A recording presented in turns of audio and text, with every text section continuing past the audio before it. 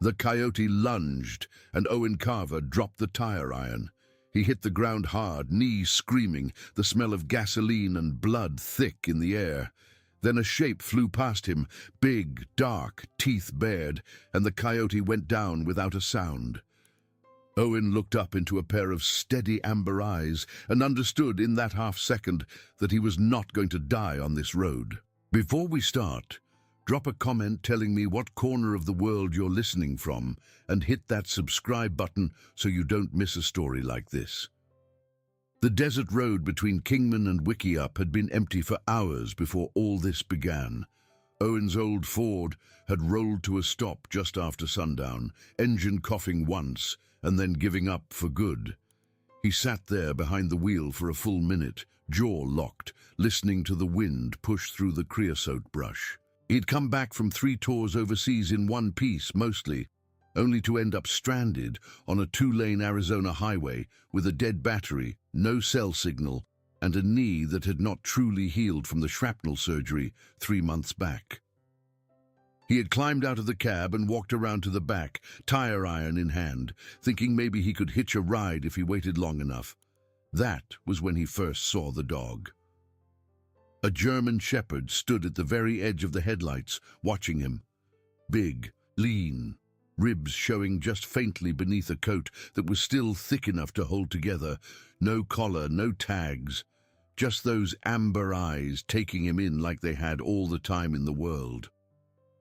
Owen spoke to it the way he had learned to speak to strays in the villages overseas, low and easy, palms open. The dog did not bolt. It did not even blink. Something in the way it stood there, the weight balanced on all 4 paws, the head level, the eyes reading his hands and his voice and the space between them, told Owen that this was not a dog that had grown up in somebody's backyard.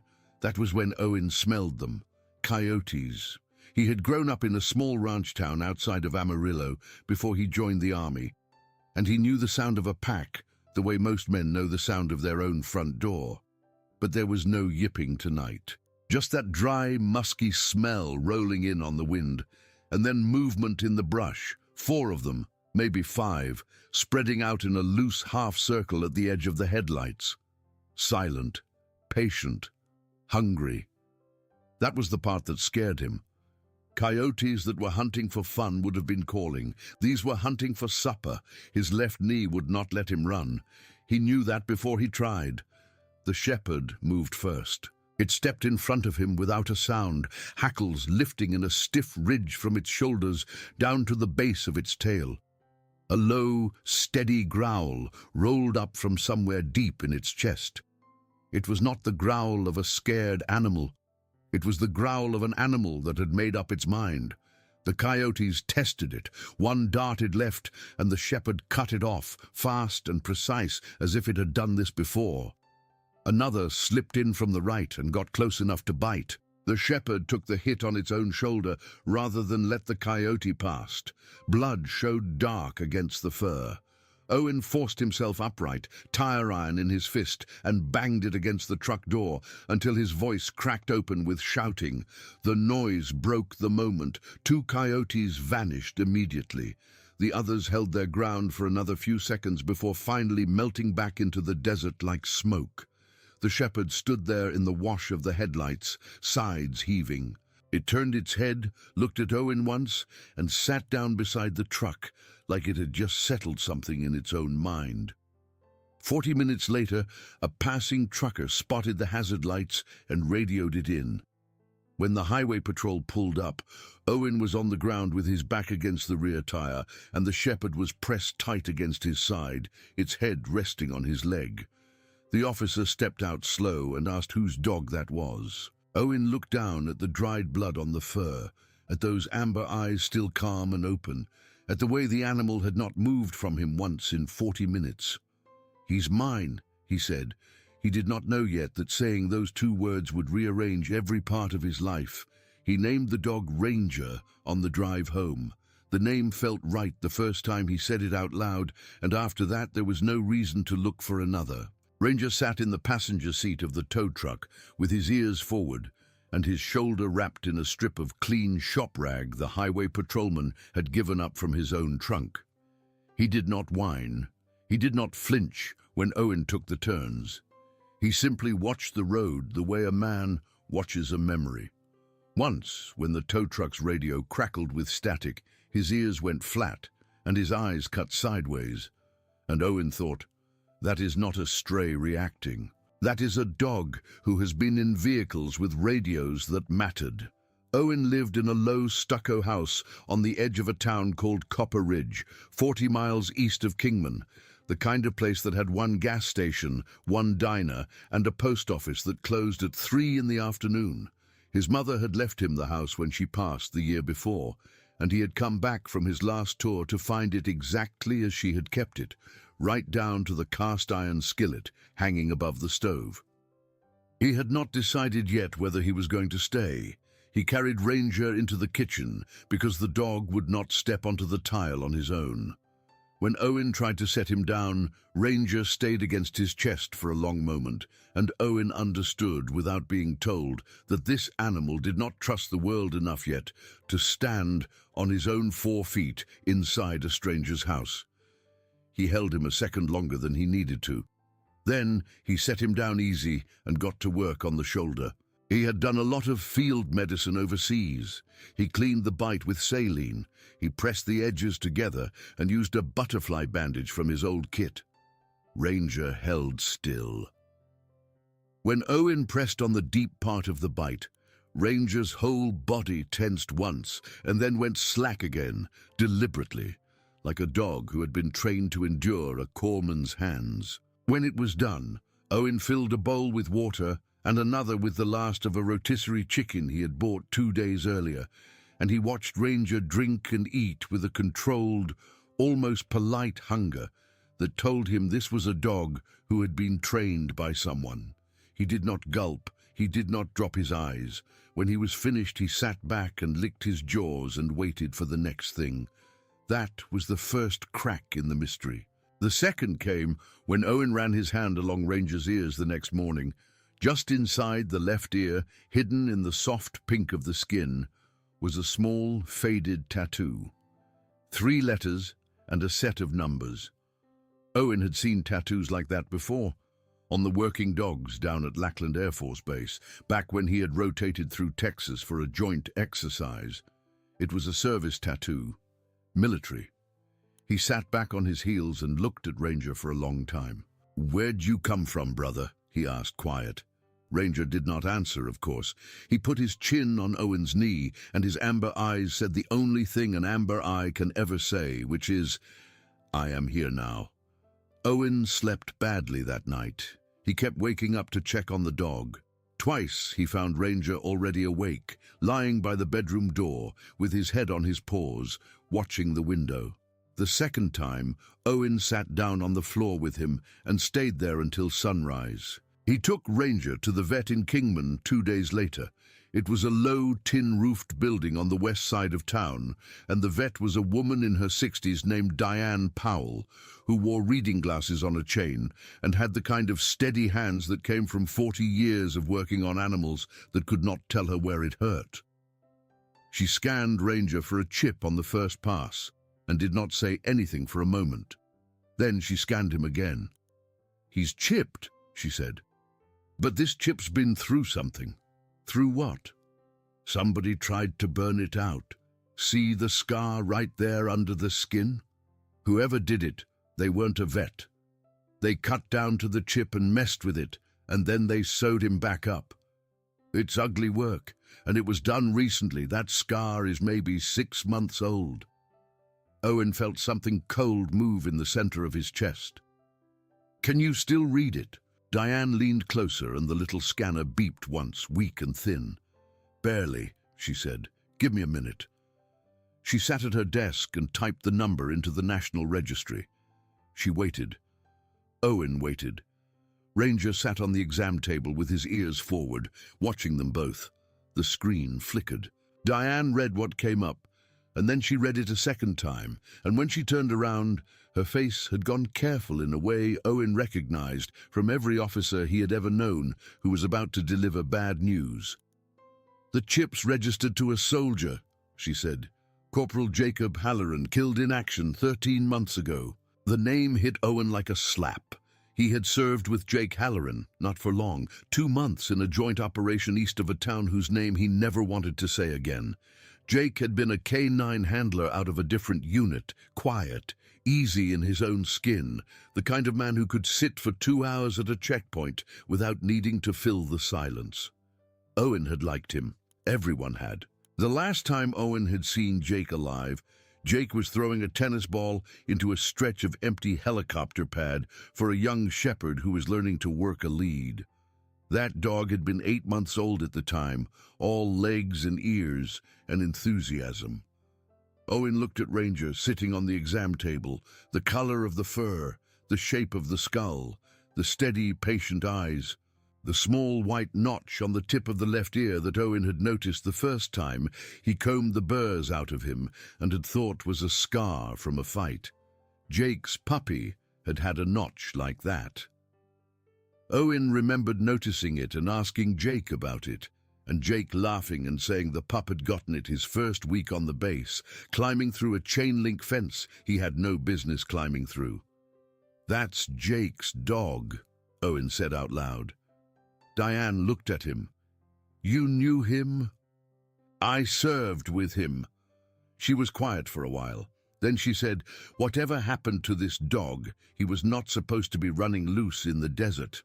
Owen paid the bill and carried Ranger out to the truck and sat behind the wheel for a long time before he turned the key. His hands were shaking a little, which surprised him, because he had not thought there was anything left in him that could still shake his hands. Jake was dead. He had known that, of course. The news had reached him overseas by radio the week Jake's convoy went off the road outside a village in the North Country. An accident. That was what the report had said. A blown tire on a stretch of switchback, and the vehicle had gone down the slope into a dry riverbed. Jake had been killed on impact. Everyone else had walked away. Owen had not been able to attend the funeral. He had been in a field hospital himself by then, waiting on the surgery that would put pins in his knee. He had written a letter to Jake's family, on the back of a hospital menu, in the sort of stubborn handwriting a man uses when he cannot feel his own fingers. He had never known if it arrived. He had not thought about Jake in almost a year, and now, sitting in the parking lot of a small-town vet in Arizona, he was thinking about Jake's easy laugh and the way that Puppy had chased the ball across the helipad.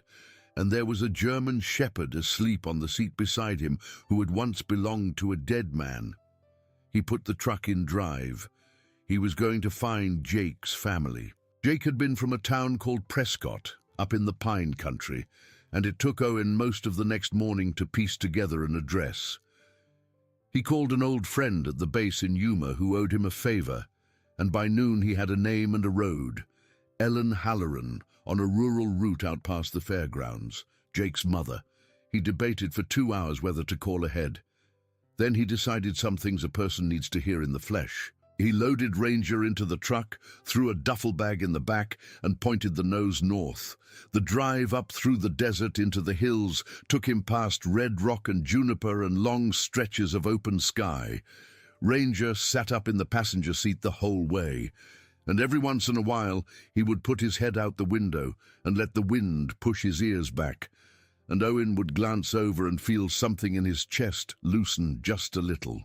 It had been a long time since he had shared a road with anyone. When Owen stopped at a truck stop outside of Wickenburg to fill up, Ranger stayed in the truck.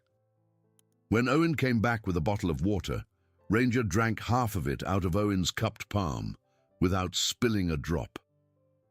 He reached Prescott in the late afternoon. The town smelled like pine and wood smoke and old brick, and Ellen Halloran's road ran east out of it, past a little league field and a shuttered feed store, up into a stretch of small farms with weathered fences. Her house was a single-story clapboard with a porch that ran the length of the front. There was a wooden ramp beside the porch steps that had not been there long, and a folded aluminum walker leaning by the door. Owen parked. He sat for a moment. Ranger's head came up. His ears went forward, and something in his whole body changed. He was staring at the house. "You know this place, don't you?" Owen said. He opened the door. Ranger jumped down without waiting for permission, walked straight to the porch, and sat. The screen door opened. A thin woman in a blue cardigan stepped out slowly, one hand on the frame. Her hair was silver, cut short, and her face was the kind of face that had been beautiful once, and was still, in a quieter way, beautiful now. She looked at Ranger. She looked at Owen. She looked at Ranger again, and one hand came up to her mouth. "Oh, my lord," she said. She lowered herself, one hand on the porch railing and the other trembling at her side, until she was sitting on the top step. Ranger walked to her. He did not run.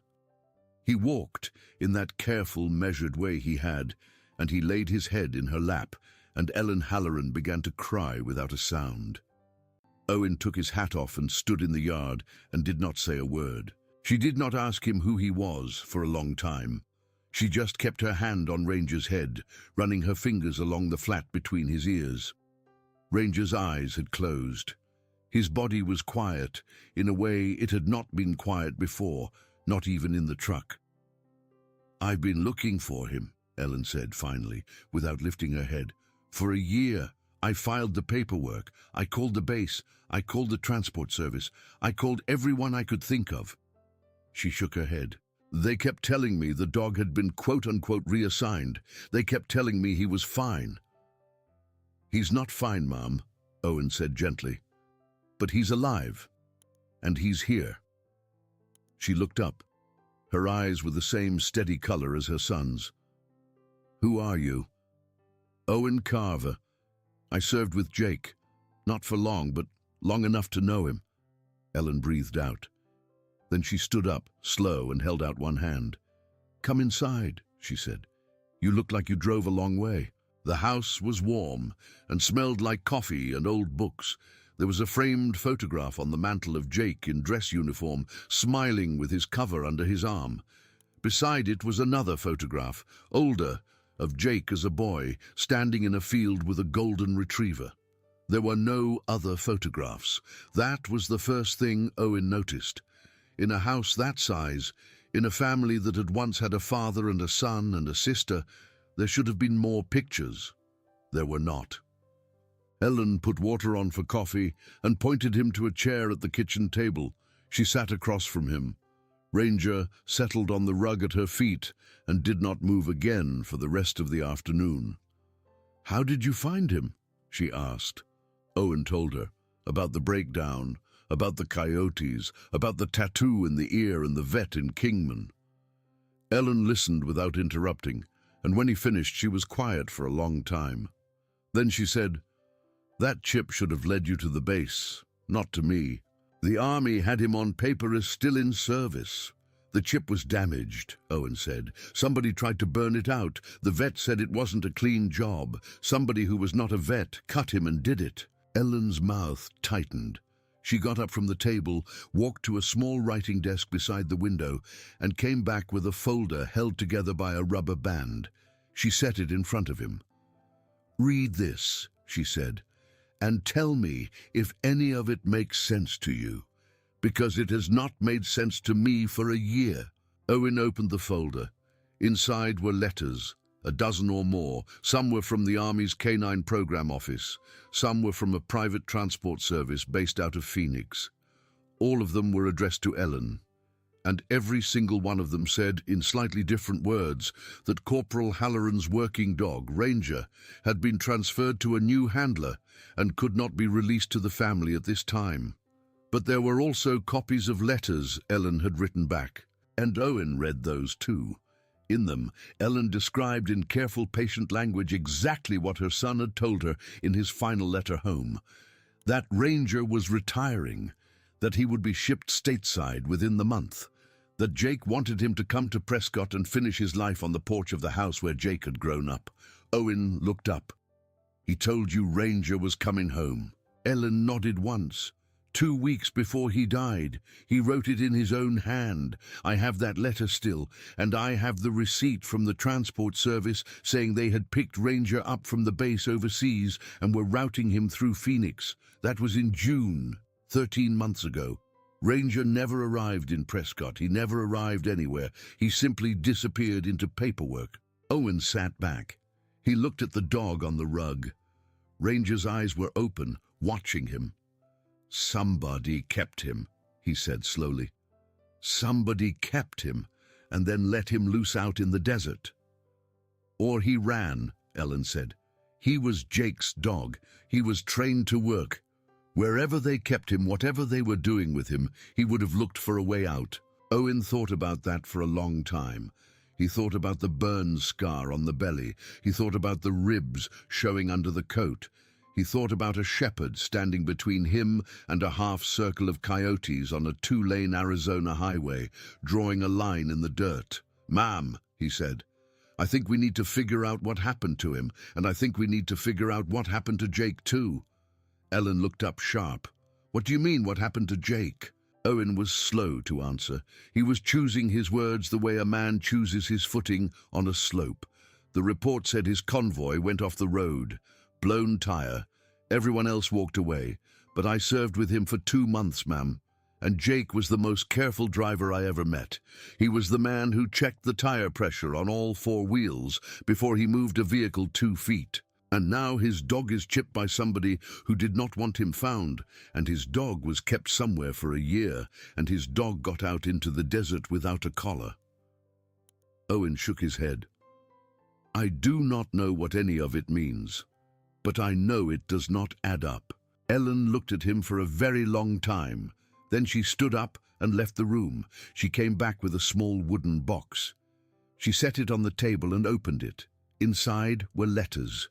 All of them from Jake, all of them written in that careful, even hand of his. She sorted through them until she found one that was still sealed, and she slid it across the table.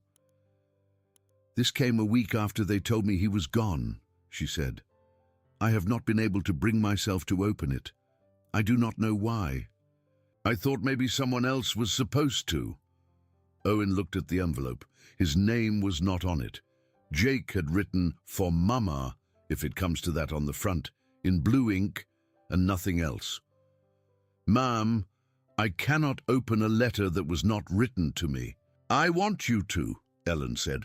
"I'm 71 years old, Mr. Carver, and I have been carrying that envelope in a box for a year. Whatever is in there, my son wrote it because he was afraid something was going to happen to him. I would like the man who served with him and who brought his dog home to be the one to read it out loud." Owen looked at her. Then he looked at Ranger. He opened the envelope. The letter was short. It was written in the careful cursive of a man who had grown up in the American West and who took his time with words. "Mama, if this got to you, then I guess it got to you for the reason I was afraid of, and I am sorry. There is something wrong here. I do not know how much I am supposed to say in a letter, but I have been keeping notes, and I have been keeping them somewhere safe. If Ranger comes home to you, look at his collar, not the outside, the inside. That was where I always used to hide things when I was a kid, and I trust him more than I trust just about anybody else right now. I love you, Mama. Give Ranger a good porch to lie on. Tell Rachel I'm sorry I did not get to see the baby. Your boy, Jake." The kitchen was very quiet for a long time. Ellen sat down slowly, one hand pressed flat against the table. "Rachel," she said softly. "He said Rachel." Owen looked at her. "Who is Rachel?" Ellen closed her eyes. Then she opened them again. "She was Jake's fiancée. She was carrying his child when he died, and I have not seen her in 11 months, and it is entirely my fault." Ellen told him the story the way people tell stories they have gone over in their own head so many times that the edges are worn smooth. Rachel Bell had grown up 2 counties over in a small town called Chino Valley. She had met Jake at a rodeo in the summer he came back on leave, and they had fallen in love the way a certain kind of person falls in love, quietly and without drama.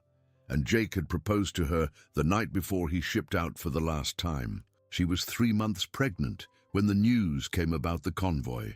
At the funeral, Rachel had come to the house wearing the ring Jake had given her, and she had stood on the porch with her hand on her belly and cried the way people cry when they still cannot believe the world is real. Ellen had loved her already. Ellen had wanted to fold her under one arm and bring her inside. But Jake's older sister had been there. Her name was Karen Halloran. She had come in from Phoenix, and she had come in with a certain kind of look on her face, and within an hour she had made it very clear that Rachel Bell was not welcome in the Halloran family. Karen had suggested, in cool, careful words, that the child might not even be Jake's. She had suggested that Rachel was after money that did not exist. She had said all of this in the kitchen where Ellen was standing now, and Rachel had heard every word of it because Karen had made sure Rachel would. Rachel had left the house that afternoon and had never come back. Ellen had tried to reach her. She had called. She had written. But something had gone wrong with the letters, and Rachel had never answered. And after a few months, Ellen had begun to believe that Rachel simply did not want to hear from her. And she had let it go because grief is a coward, and it takes the easy way when it can. "But he wrote her name, Owen," Ellen said, and her voice broke on the last word. "He wrote it in that letter. He wanted her found. He wanted the baby known." Owen nodded slow. "Then we find her," he said, "and we look inside the collar." Ranger did not have a collar. He had not had one when Owen found him, but the letter had mentioned it as if Jake had assumed one would be sent home with the dog, and so Ellen went and pulled down from a shelf a soft leather work collar with a brass buckle that she had ordered off the internet the week she got the news. She had never had a chance to put it on him. It sat in a box beside her front door for a year, waiting for a dog who never came. Owen turned it over in his hands. The inside was smooth. There was nothing hidden in the leather. He looked at Ranger. "Jake meant a collar he was wearing," Owen said. "One he had on him when they took him." Ellen looked at the dog on the rug. "Then whoever kept him," she said, "kept that collar too." Owen stayed the night in Jake's old bedroom. Ellen had kept it more or less as it had been at 17. There was a bookcase with paperback westerns on it, and a rodeo poster from Prescott Frontier days pinned to the wall, and a shelf of trophies from track and Boy Scouts. Owen sat on the edge of the bed and looked at a small framed photograph on the nightstand. It was of Jake and a young woman laughing under a string of cafe lights. The young woman had dark hair pulled back and a wide-open smile. Rachel Bell, he assumed. She looked like the kind of person a good man would ask to marry him the night before he shipped out. He did not sleep well. At about 3 in the morning, he heard Ranger scratch once at the bedroom door. Owen got up and opened it. Ranger was standing in the hall, ears forward, staring at the front window of the house. Owen followed his gaze and saw the flicker of headlights on the road outside, slowing, then speeding up, then gone. Owen watched the window for a while. Ranger sat beside him and did not move until the sound of the engine had faded east, and there was nothing left but the wind in the pines. At sunrise, he found Ellen already in the kitchen with a pot of coffee and a map of Arizona spread on the table. She had gone through her old address book. She had a phone number for Rachel's aunt in Chino Valley, and she thought that would be the place to start. Owen made the call for her. The aunt was polite but guarded. She said Rachel had moved away almost 2 years ago. She said the last she had heard, Rachel was working at a diner in Flagstaff, but she did not have the address. She said Rachel had asked her not to give out any information to the Hallorans. Ellen listened to that part on the extension. When Owen hung up, her eyes were wet. "You go, Mr. Carver," she said. "You go and you tell her I never stopped looking. I just did not know how to keep looking after a while. Tell her that, and tell her I would like to meet my grandbaby before I go." Owen looked at her. "Ma'am, are you sick?" Ellen smiled at him. It was a thin smile. "I am 71, honey. I am on the far side of a good life, and I have been getting weaker. My doctor calls it congestive heart failure. I call it a promise from God that I am going to see my son again before too much longer." She reached across the table and took his hand. "But before I go, I would like to hold Jake's child. Just once. Do you think you can help me with that?" Owen closed his hand around hers. "Yes, Mom." He took Ranger with him. He did not have to think about it. The dog got in the truck without being asked, and the two of them rolled north through the pine country and up onto the high plateau. And Owen drove with the window down and the smell of the Ponderosa woods coming in warm off the road. He got to Flagstaff at midday. There were more diners in that town than he had counted on. He drove past 3 before he saw the 4th, and something about the neon sign in the window of the 4th made him slow down. He could not have said why. It was a small square place on a corner called Rita's, with red vinyl booths visible through the plate glass, and a chalkboard out front that said pie of the day was banana cream. He parked. Ranger sat up. "You stay here, brother," Owen said. "This might be a talking kind of visit." Ranger did not stay. Ranger jumped down out of the truck the moment Owen opened the door, and he walked to the diner door and sat. And he looked back at Owen like Owen was the one being slow. Owen took a breath. Then he pushed the door open and let the dog go in first. The bell above the door rang. Half a dozen heads turned. A cook behind the counter squinted at the dog. A waitress in a red apron with her hair up in a bandana came around from the back with a coffee pot in one hand, and she opened her mouth to say something about the dog. She did not say it. She stopped dead in the middle of the aisle. The coffee pot tilted a little in her hand. Her mouth stayed open. Her eyes went from the dog to Owen to the dog again, and she took one step backward like the floor had shifted under her feet. "Ranger," she said. Ranger's tail went once, twice. Then he walked across the diner floor to her, and he put his head against her hip, and Rachel Bell set the coffee pot down on the nearest table and dropped to her knees and put both arms around him. Nobody in the diner said a word. Owen took his hat off and stood by the door. Rachel looked up at him after a long moment. Her eyes were wet and her mouth was trembling, but her voice was steady. "Who are you?" she asked. "Mom, my name is Owen Carver. I served with Jake. I have his dog, and I have a message for you from his mama." Rachel Bell stood up slow. She wiped her face with the back of one hand. "You better sit down," she said. She brought him coffee, and then she brought him pie he did not order, and she sat across from him in a booth with Ranger's head on her knee, and she listened to everything he had to say. She listened to the story of the Coyotes. She listened to the story of the vet in Kingman and the burned chip. She listened to the story of Ellen sitting on her porch step in Prescott and crying without a sound. And she listened to the story of the letter with her name in it. She did not interrupt him once. When he was finished, she took a long breath. "He wrote my name." "Yes, ma'am." After everything his sister said, after all of it, he knew. "He wrote my name." "Yes, ma'am." Rachel looked out the window. Across the street was a little park with a playground, and there was a small, dark-haired boy on the swings in a blue sweatshirt being pushed by a heavy-set woman in her 50s. Rachel watched him for a long moment. "That's my son," she said. "His name is Jacob. Everybody calls him Cody. He'll be 3 next month." Owen looked at the boy on the swings, and something went through his chest that he did not have a name for. "He's the spitting image of his daddy, Mom." "I know," Rachel said. That was one of the reasons Karen said what she said. She could not stand the idea. She could not stand any of it. Rachel turned back to Owen. "I did not run from Ellen. You should know that. I would never have run from Ellen, but I stopped answering her letters after a while because the letters got strange." Owen looked at her. "Strange how?" Rachel got up.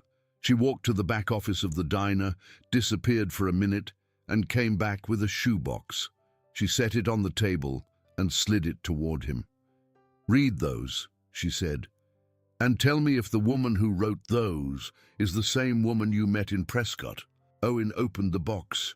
Inside were letters, half a dozen of them, all addressed to Rachel, all signed Ellen.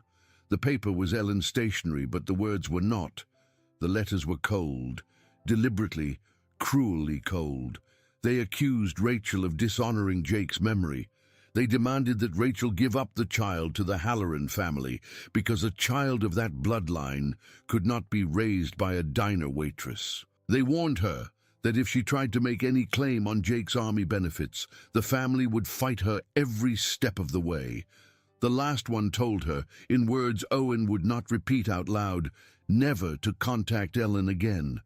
He set the last letter down. His hands were quiet, but there was a heat in his throat. "Ma'am," he said, "Ellen did not write these letters." Rachel nodded slowly.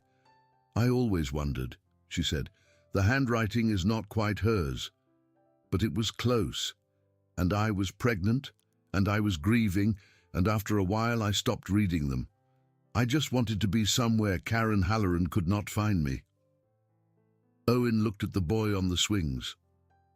"Karen wrote those letters," he said, "on Ellen's stationery, from Ellen's house, and she made sure Ellen never saw the ones that came back." "That is what I think, yes." Owen sat back in the booth. His jaw worked for a moment. "Ma'am, Ellen has been searching for you for 11 months. She thinks you left because of what Karen said at the funeral. She does not know these letters exist." Rachel put both hands flat on the table. "Take me to her," she said. "Right now?" "Right now! Cody is off today. Sherry can cover my shift. I have not left this town in 2 years, Mr. Carver, because I was afraid of a house I had already been thrown out of once. But if that woman I loved like a mother has been sitting on her porch waiting for me, then I have wasted 11 months of both our lives, and I am not wasting another day." Owen paid the check, even though she tried to fight him on it. Rachel went next door to the little park and knelt down in the wood chips and told her son they were going on a drive to meet somebody very important, and Cody climbed out of the swing and into her arms without asking why.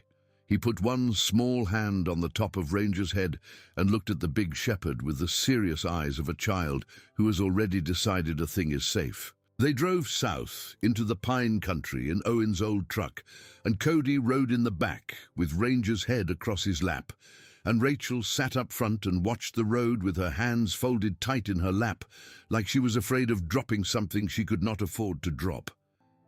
Halfway down through the switchbacks, Owen noticed the sedan. It had picked them up outside Flagstaff, or maybe a few miles before. Black, tinted windows. It stayed 6 or 7 car lengths back and matched every change in Owen's speed. Owen watched it in his mirror for 20 miles before he said anything. "Ma'am," he said quiet, "when we get to the house, I would like you and Cody to go inside quick. All right?" Rachel glanced at him. She did not ask. She just nodded once and turned around to check her boy in the back seat. The sedan followed them almost all the way into Prescott. It fell back at the last exit and disappeared toward the north side of town. Owen watched it go. Ranger in the back watched it too. His ears were flat, and there was a low sound in his chest that Owen had not heard since the desert. It was nearly sundown when they came up the rise to Ellen's house. Ellen was on the porch. She stood up when the truck came around the bend. Owen parked, and Rachel opened her door, and Ellen came off the porch as fast as her body would let her, one hand on the railing and the other reaching. She did not say a word until Rachel was in her arms, and by then neither of them could say much of anything for a long time. Owen unbuckled Cody from the back seat and set him on the ground. The boy stood very still. He looked at the old woman on the porch. He looked at his mother. He looked at Owen. "Is that my Nana?" he asked. Owen crouched down to be at his height. "Yeah, buddy," he said. "That's your Nana." Cody thought about that for a second. Then he walked up to Ellen and pulled at the hem of her cardigan. Ellen looked down. She saw Jake's face, looking back up at her. She saw his eyes and his mouth and the shape of his cheeks, and she put both hands to her own mouth, and she went down to her knees right there on the porch step and pulled the boy in and did not let go. Rachel stood with her hands over her heart. Owen looked away because the moment was not his to see. Ranger sat down on the porch beside them all, and he watched, and he did not move for a long time. They talked all evening. Ellen laid a hand on Rachel's hair, the way a mother lays a hand on a daughter, and she asked all the questions she had been afraid to ask for a year, and Rachel answered them one by one. Ellen learned about the diner, about the little rented duplex on the north side of Flagstaff, about the neighbor who watched Cody on the shifts Rachel had to work late, about Cody's laugh and his stubborn streak, and the way he already loved horses, even though he had only seen one twice. She learned about the letters. Ellen sat very still for a long time when Rachel told her about the letters. Then she got up, walked to the desk in the corner of the room, and pulled out her own stationery. She held it up. "This paper," she said. "This is the paper the letters came on." "Yes, ma'am." Ellen turned the box of stationery over in her hands. "Karen has a key to this house," she said quietly. "She always has. I gave it to her when Jake's father passed. I did not think anything of it." She looked up at Owen. "She has been coming into my house." "Yes, ma'am." "And she has been taking my paper." "Yes, ma'am." "And she has been taking your letters out of the mailbox before you saw them, ma'am. That is what I think." Ellen sat down slowly on the arm of a chair. She looked older than she had that morning, but there was something in her eyes that was harder now, and Owen recognized it. It was the look of a person who had spent a year being lied to and had just found out how. "I would like to see my daughter tomorrow," Ellen said. "I would like to see her here in this house. I would like her to be told what has been done, and I would like her to be given a chance to answer for it." "Do you think you can arrange that for me, Mr. Carver?" Owen looked at her. "Yes, ma'am, I can." He did not sleep at all that night. He lay on the couch in the front room with Ranger on the floor beside him, and every time a set of headlights came up the road, Ranger's head came up, and Owen's did too. Rachel and Cody were in the guest bedroom. Ellen had said goodnight to them with her hand pressed over her mouth, like she was afraid the world would take it back. Around 2 a.m, Owen heard something scrape on the porch. He was up before he had made a decision to be up. He crossed the room in his sock feet with Ranger at his hip. He eased the front door open and looked out. A man was crouched by the porch railing, working at the lock on the front window with a thin metal tool. He had his back to Owen. Ranger's growl started low and did not warn him. It just landed. The man came up fast, spinning, and Ranger hit him in the chest. He went down hard on the porch boards. Ranger stood on top of him, with his teeth bared an inch from the man's throat, unmoving, waiting for the next word. Owen turned on the porch light. The man on the boards was not a young man, maybe 50, clean-shaven, wearing a dark jacket and a pair of gloves. He looked up at Owen with his hands wide open at his sides. "Call it off," he said. "Call it off." "You call it off," Owen said. "You start by telling me who you're working for." The man swallowed. His eyes flicked to Ranger, an inch from his face, and then back to Owen. "Nobody, just a job." "What kind of job?" "Retrieve the dog. Nothing else." Owen felt cold move through him again. "Who wants the dog?" The man did not answer. Ranger showed a little more tooth. The man closed his eyes. "Whitaker," he said. "A man named Whitaker down in Phoenix. That's all I know. I get paid cash. I do not ask questions." Owen looked at him for a long moment. Then he told Ranger to sit. Ranger sat, still watching the man's throat. "You get up slow," Owen said. "You get in whatever vehicle you drove up here in. You drive back to Phoenix, and you tell Mr. Whitaker that this dog is home. And you tell him that if he sends another man up this road, I will meet him at the county line myself." Do we understand each other?" The man understood him. He got up slow. He walked to a car parked halfway down the drive, past the tree line that Owen had not seen from the porch. He drove away without looking back. Owen stayed on the porch until the sound of the engine was gone. Then he sat down in Ellen's rocking chair and put his hand on Ranger's head, and he did not move for a long time. Ellen was in the kitchen at first light. She had heard nothing, which was mercy. Owen told her about the man on the porch over coffee, in a voice as flat and level as he could manage. She listened. She did not interrupt. "Douglas Whitaker," she said when he was finished. "That is a Phoenix name. I have heard it from Karen more than once." "From Karen?" "Yes, he was one of her business associates, or so she said." Owen set his coffee down. "Ma'am, we may want to move up the meeting with your daughter." Karen Halloran drove into Prescott the next afternoon at 3 in a black sedan with tinted windows. She parked at the top of the drive and got out with her purse over one shoulder and a folder in her free hand. And she came down the front walk with the brisk clip of a woman who has already decided how the meeting is going to go. Owen watched her from the porch. She was driving the same car that had followed them out of Flagstaff. She saw Rachel through the window as she stepped onto the porch. Her face changed.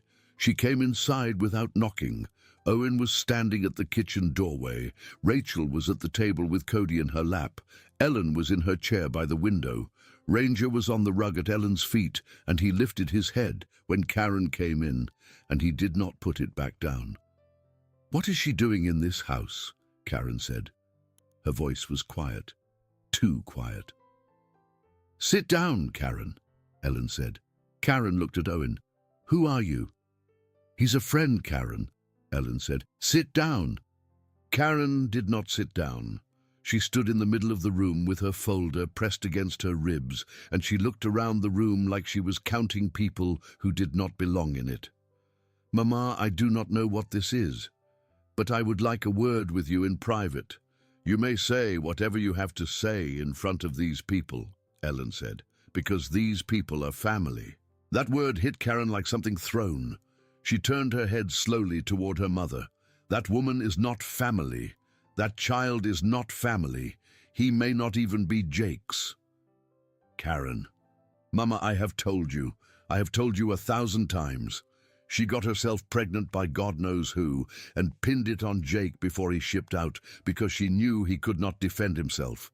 And now she is going to try to bleed us." Ellen stood up. For a woman with congestive heart failure and a walker by the front door, she stood up faster than anybody in the room expected her to.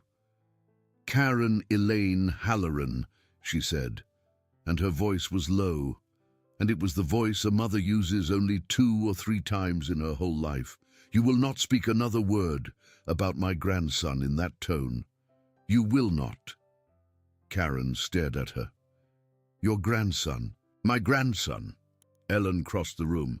She took Cody from Rachel's lap, and Cody, who had never seen this old woman in his life until yesterday, went to her without a sound. Ellen held him against her hip. "This is Jacob Halloran II. He has his father's eyes and his father's mouth, and his father's stubborn refusal to sleep past sunrise. And I will spend whatever time I have left knowing him. You will not stop me." Karen's mouth went thin. "Fine," she said. "You want to play grandma. Fine. But do not come crying to me when she takes the house and the pension and everything Daddy left you." "She has not come here for a house, Karen." "Everyone comes for the house." Ellen looked at her for a long moment. Then she nodded, slow. "You did," she said. The room went very still. Karen's chin lifted just an inch. "What is that supposed to mean, Mama?" Ellen walked to the kitchen table. She picked up the shoebox Rachel had brought down from Flagstaff, the one with the letters in it. She set it in front of Karen. "Open it." Karen did not open it. "Open it, Karen." Karen looked at the box. Then she looked at her mother. Then she opened the box. She saw the letters, her handwriting, on Ellen's stationery. She closed the box. "I did what I had to do," she said, low. Ellen sat down heavily in her chair. "You wrote letters to a grieving girl in my name. You told her to stay away from her child's grandmother. You did that. I did that because I was protecting this family, Mama. You did that because you were protecting yourself." Karen went pale. "Mama," Ellen leaned forward. Her hands were shaking, but her voice was steady. "I did not sleep last night, Karen. I sat up thinking, and I thought about all the times in the last year that a letter you told me had been mailed never seemed to reach anybody. And I thought about the retirement fund we were supposed to sort out after your daddy passed, that you told me you would handle. And I thought about that folder you are holding right now." Karen's hand tightened on the folder.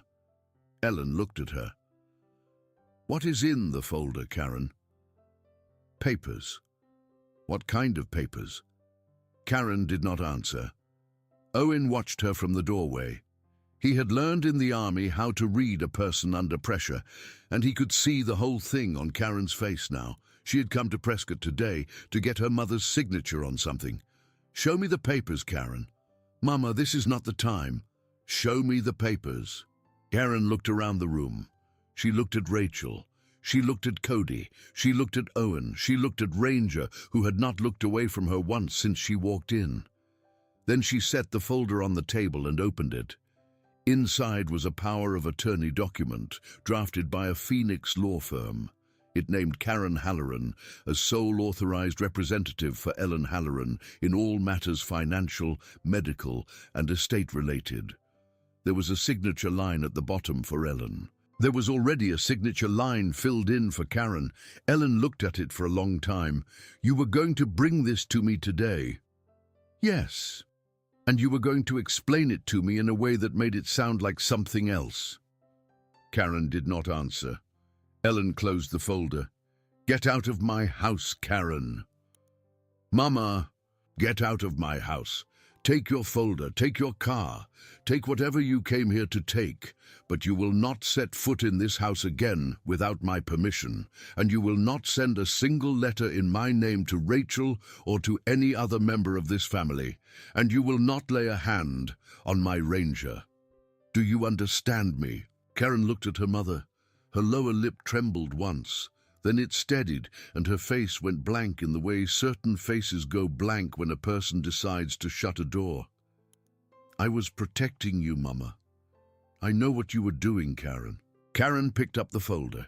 She looked at Rachel and she looked at Cody, and then she turned on her heel and walked out of the house and did not close the door behind her. Her car started. Her tires ground the gravel of the drive. She was gone. Nobody said anything for a full minute. Then Cody looked up at Ellen. "Nana?"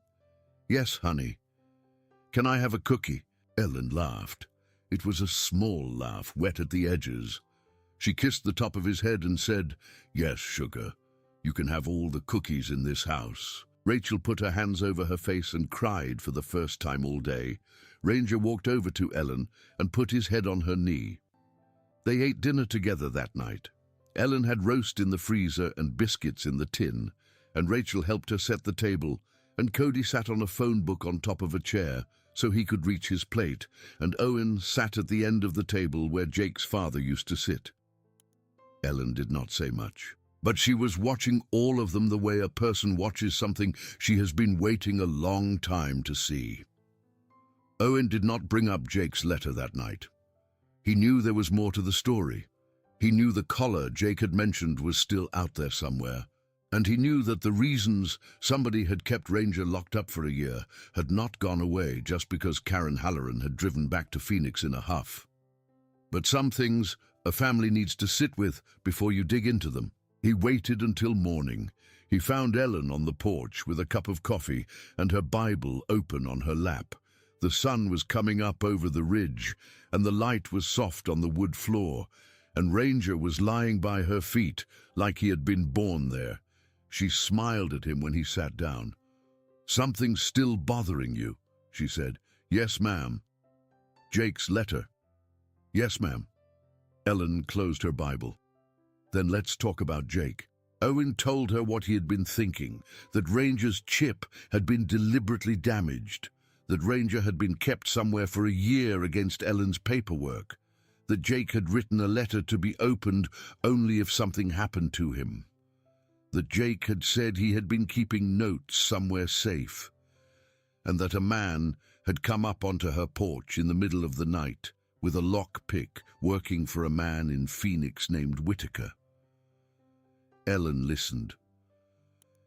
You think somebody was afraid of him.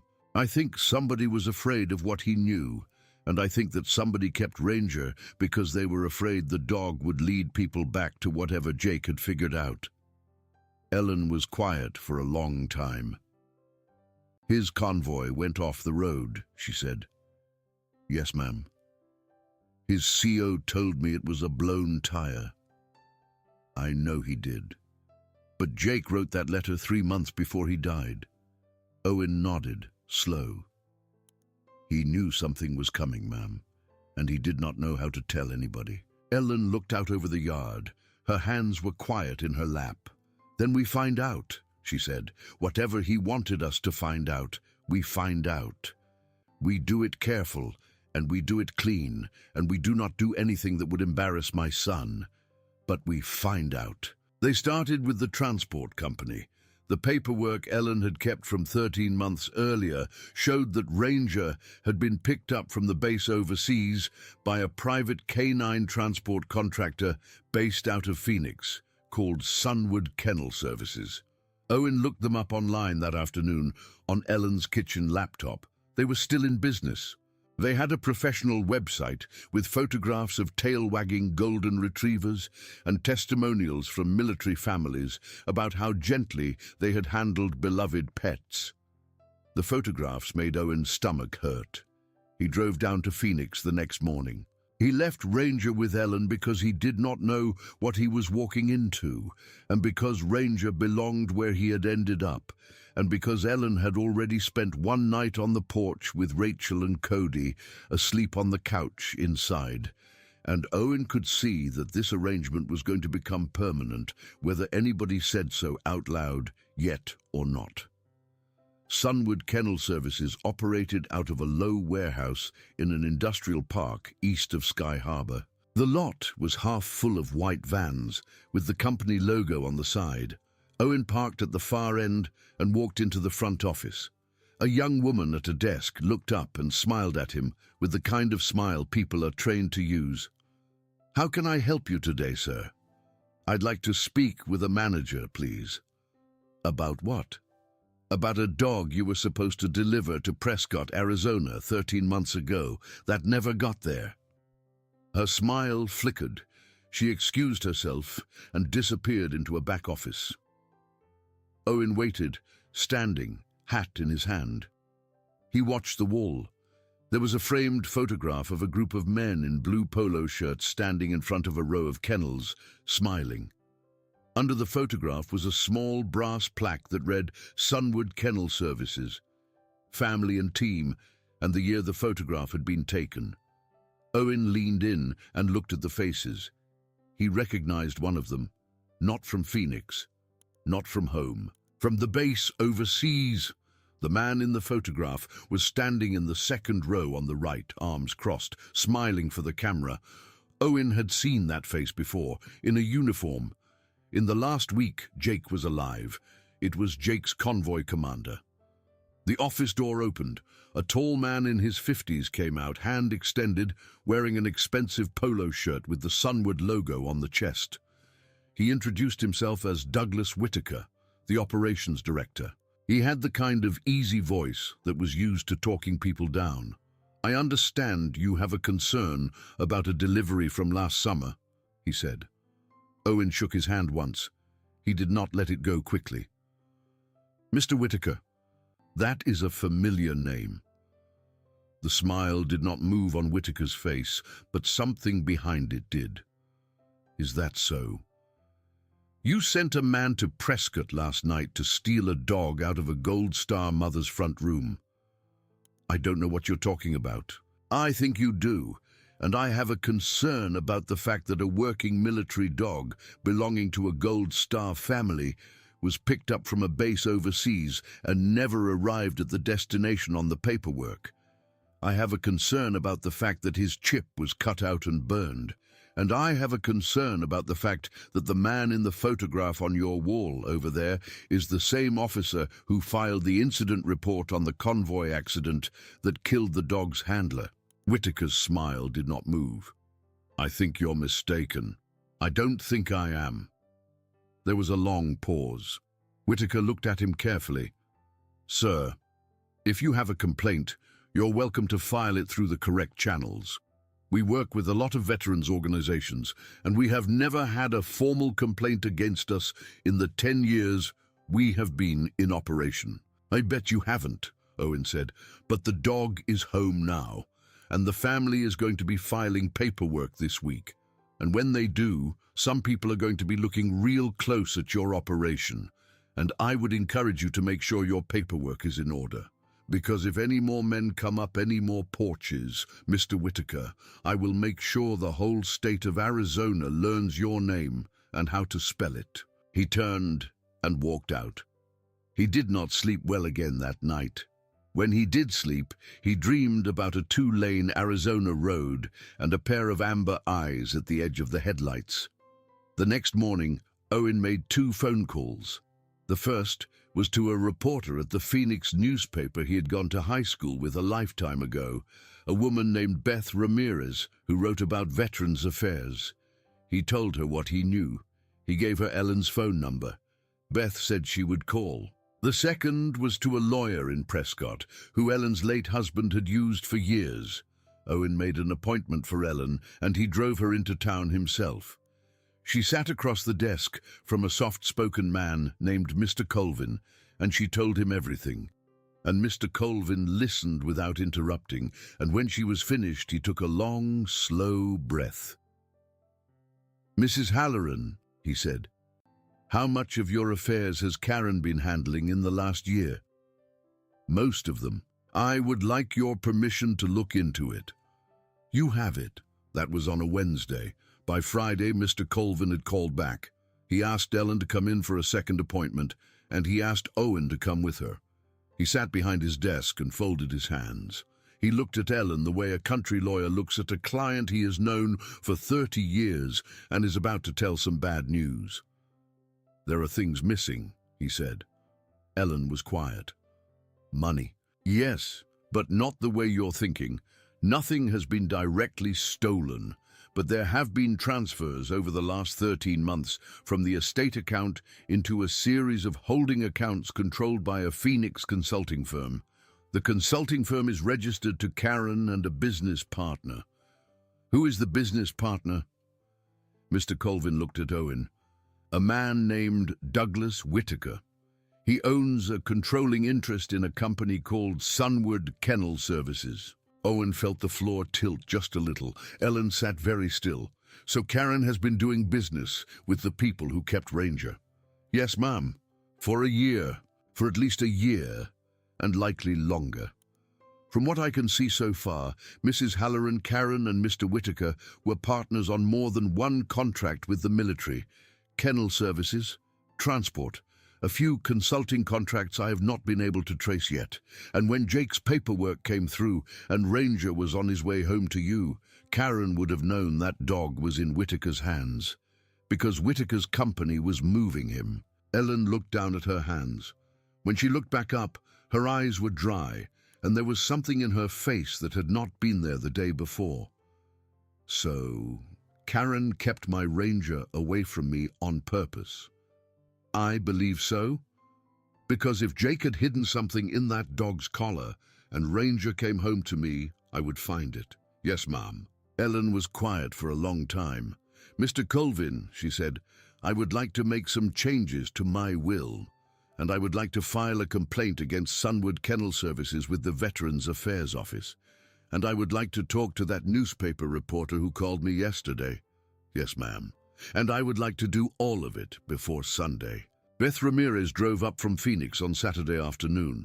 She sat on Ellen's porch with a notebook in her lap and a small recorder on the little wicker table between them, and she asked good questions.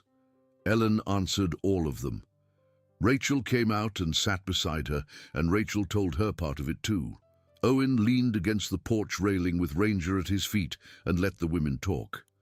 After Beth left, Ellen went inside and lay down for an hour. She was tired in a way Owen could see in her face now, but she was tired in the way a person is tired after finishing a hard piece of work, not the way a person is tired from carrying it. That night, sitting on the porch with a mug of coffee, Ellen said something that Owen was going to remember for the rest of his life. "Owen," she said, "I was a widow for 2 years before I lost Jake. I've been through cancer once, and I have buried a husband and a son, and I have thought I buried a daughter-in-law and a grandchild too. And I have to tell you, honey, that I was ready to lay down. I had my hand on the doorknob." Owen was quiet. "And then a stranger drove up my road with a shepherd in the passenger seat," Ellen said. "And I do not know if I believe in coincidences, Mr. Carver. I really do not." She looked at him. "I think Jake sent you," she said. "I do not know how, but I think he did." Owen did not know what to say to that. He looked at Ranger. Ranger looked back at him. Beth Ramirez's article ran the following Thursday. It was on the front page of the Metro section with a photograph of Ranger sitting on Ellen's porch and a headline that read, "Gold Star, Mother Finds Missing War Dog After a Year of Silence." The article laid out the story clean. It named Sunwood Kennel Services. It named Douglas Whitaker. It did not name Karen directly, but it referred to a family member of the fallen soldier who had been quote-unquote managing the family's affairs during the search, and anybody in Phoenix who read the article and knew the Hallorans knew exactly who that was. The article did something else too. It ran a hotline number for other Gold Star families who had lost track of a service dog placed in transport by Sunwood. The hotline lit up. By Monday, Beth had heard from 11 families across 4 states. By Wednesday, the Veterans Affairs Office had opened a formal inquiry. By Friday, Sunwood Kennel Services had suspended operations pending review, and Douglas Whitaker had been asked to step down as director. The story about Jake's convoy came out a week later. It came out because a mechanic on the base overseas, a young airman from Ohio who had read Beth's article online, called her and told her he remembered signing off on a tire the day of the accident. The tire had been new. He had seen it. He had put his own hands on it, and then he had seen the report a week later, and the report had said the tire had failed. He had not said anything at the time. He had been afraid to. He had been 22 years old, and it had been his first deployment, and the convoy commander had told him in the mess hall the next morning that the report was final and there would be no reopening of it.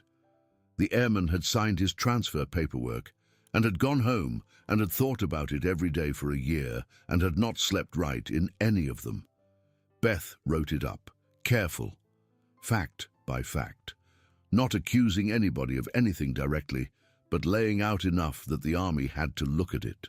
Owen read the article at Ellen's kitchen table on a Saturday morning in October, and when he was done, Ellen took the paper from him and folded it once, and she did not cry, but her hands were shaking.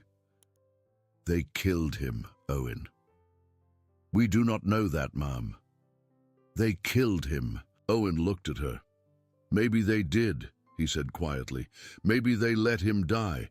We may never get all of the truth. But whatever piece of the truth is coming, ma'am, it is coming, because your son wrote a letter and hid it in a shoebox and trusted that his mama would open it when the time was right." Ellen looked at him for a long time. Then she reached across the table and took his hand. "You did not answer my question." "Ma'am?" "About whether you think Jake sent you."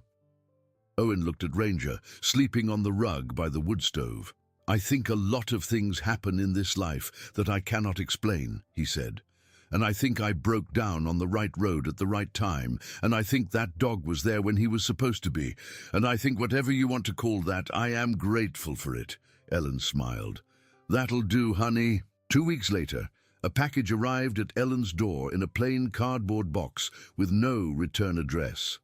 Inside was a working collar, well worn, nylon, olive drab, with a metal D-ring and a small pocket sewn into the underside of the strap. It had been Ranger's.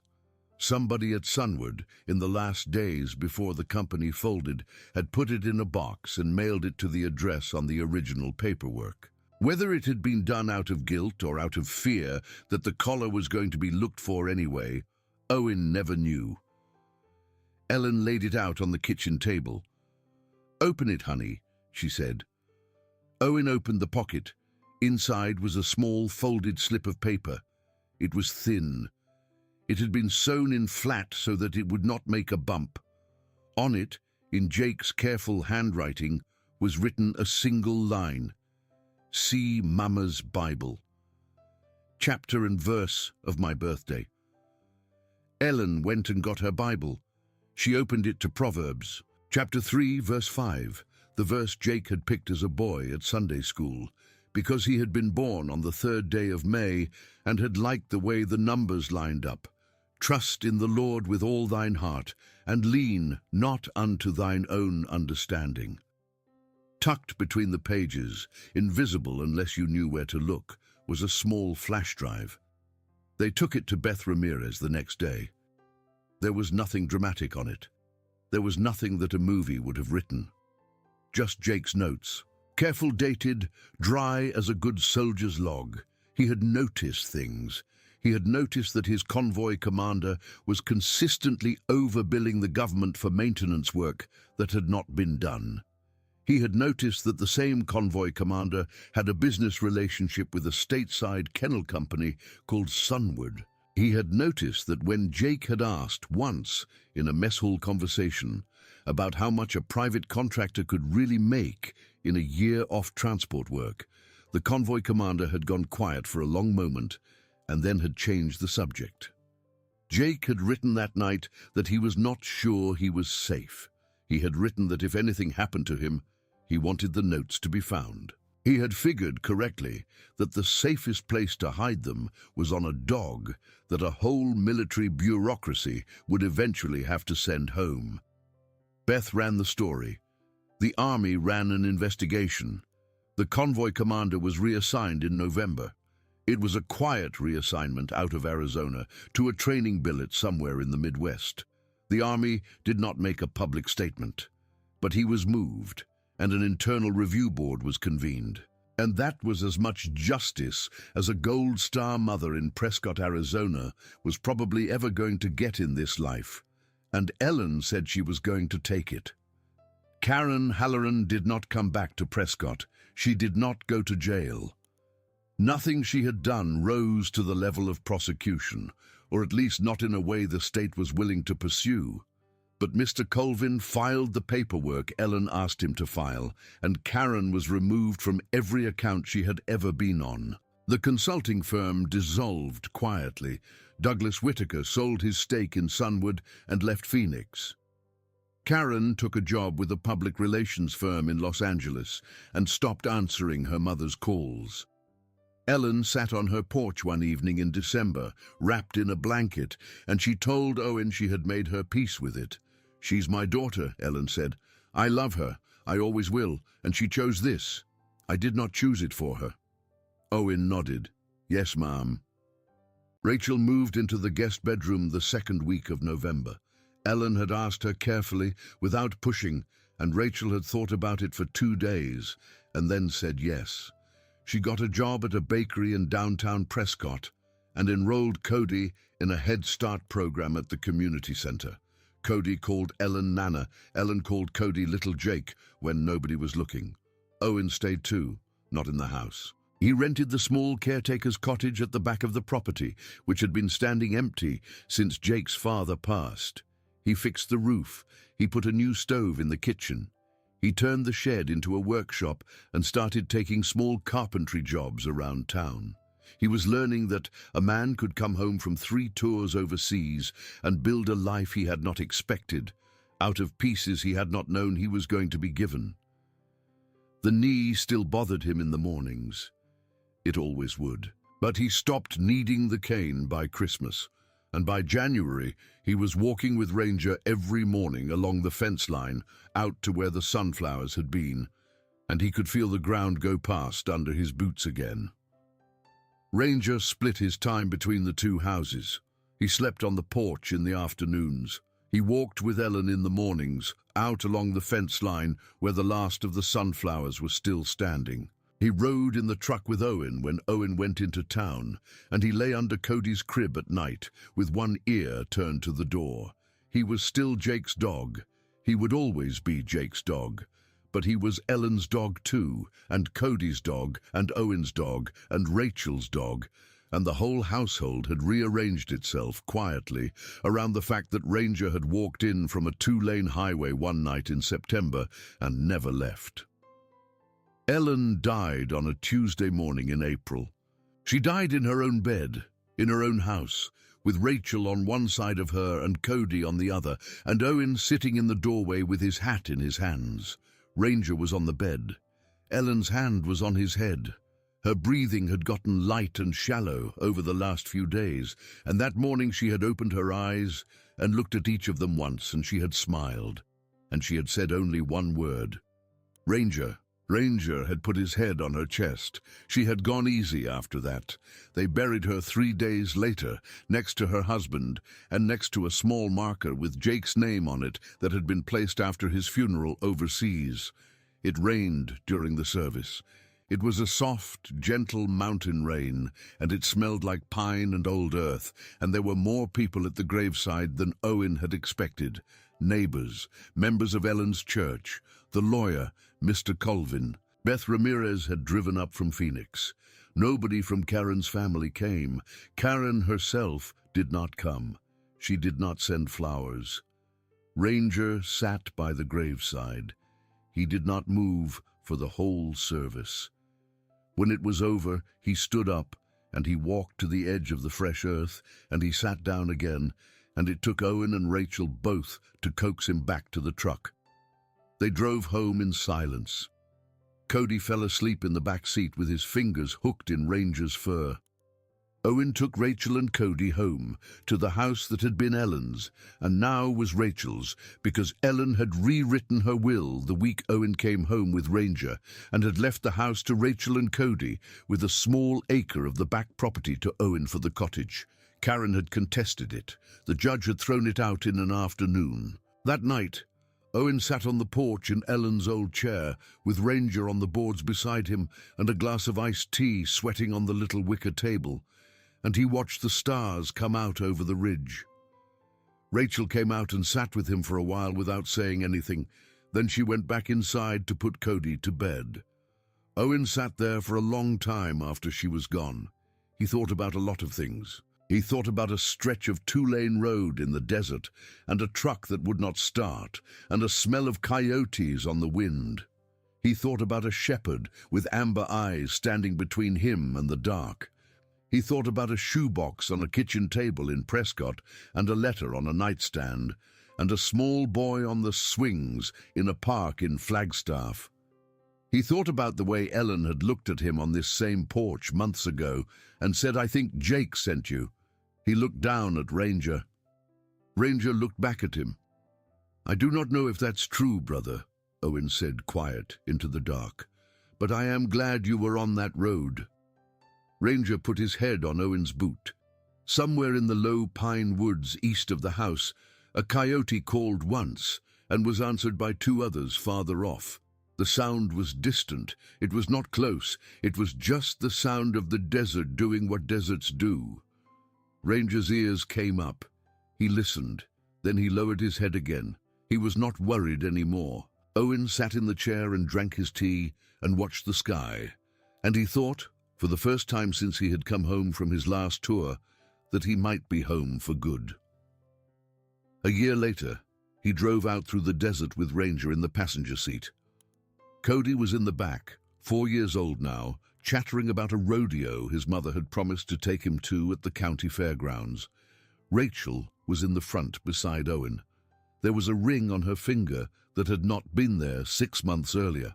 It was a small ring. She had picked it out herself. She had said she did not want anything fancy because she had already been given the fancy one, and she had wanted to keep that one in a box for Cody someday when Cody was old enough to ask about his father. Owen had said yes to that. They were driving south along a stretch of two-lane highway between Kingman and Wickiup because the fastest way to the fairgrounds from Prescott ran right through that country, and because Owen had been meaning to make this drive for a long time. He slowed the truck at a certain bend in the road. He pulled off onto the shoulder. The others watched him, curious. He got out. Ranger got out with him. Rachel stayed in the truck. She knew this stretch. She had heard the story 100 times by now. She let him have the moment. Owen walked a few steps into the brush. The wind was pushing through the creosote, the way it had that night, dry and warm. The sun was setting behind the far ridge. The whole world was gold. Ranger walked with him and sat down beside him. Owen stood there for a long time. "This is the spot, brother," he said, quiet. Ranger looked up at him, amber eyes, steady as they had ever been. Owen bent down and put his hand on the flat between Ranger's ears. "You did a good thing here," he said. "You did a real good thing." Ranger leaned his head into Owen's hand. They stood there for a minute more.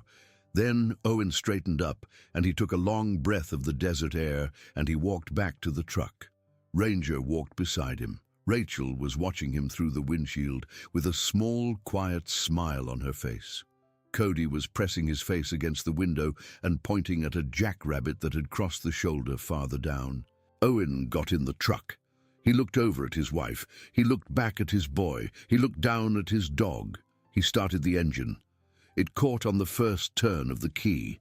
He put the truck in drive, and they pulled back onto the highway, and the sun sank behind them, and the road opened out ahead. If this story moved you the way a story like this ought to move a person, tap that like button, leave a comment about the animal in your own life that walked into a moment you did not know how to walk out of, and hit that subscribe button so you can ride along with us on the next one.